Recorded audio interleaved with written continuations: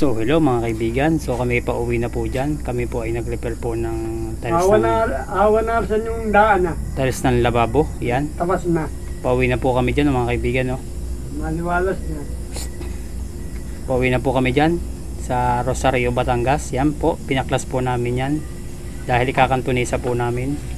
Dahil yung dati po pagkakantunisa is malaki po ang bikat, so dapat po ipikit ang pagkakantunisa mga kaibigan. So yan po. Tapos po may maliit na si Roho. Ngayon po pinalaki ko na yung si Roho sa kabilang dulo. Yan po yung aking ginawa mga kaibigan. So ito na po. So yan na nga po, natin na ikantunisa nyo na po siya, oh. Okay na po siya mga kaibigan, oh. Ito na po, nabuo na po natin. So ito naman po yung isa, yung may lababo. So naglagay po muna ako ng grout. Ang gamit ko nga po pala dyan is dry pack. Yan. So yan na po, dry pack po yung mga kaibigan. Ang ginawa ko po is inilayout ko po muna siya. Hindi ko muna siya ipinix. Yan po yan po. Hindi po siya nakapix mga kaibigan. Yan. Inaktol ko po muna siya na latag ang dry pack. So yan na po. Nakaktwal na po siya. Nalatag ang dry pack para po may prepare natin yan. So yan po mga kaibigan. So ngayon po nagkakabit na po tayo ng para po sa siding, pinakang kailangan po nakakantunisa po yan mga kaibigan.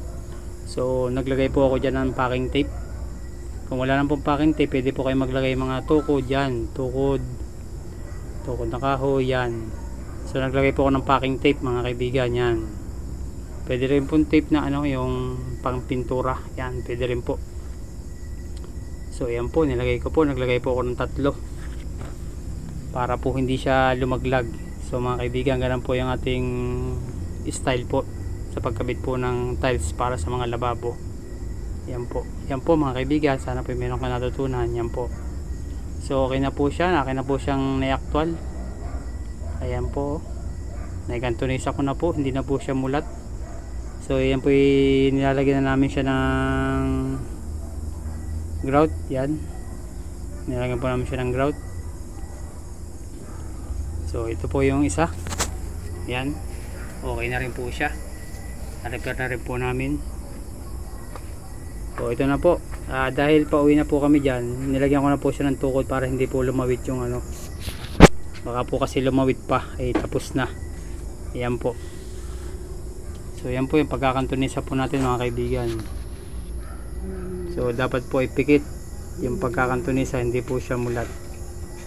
So sana po meron ka natutunan.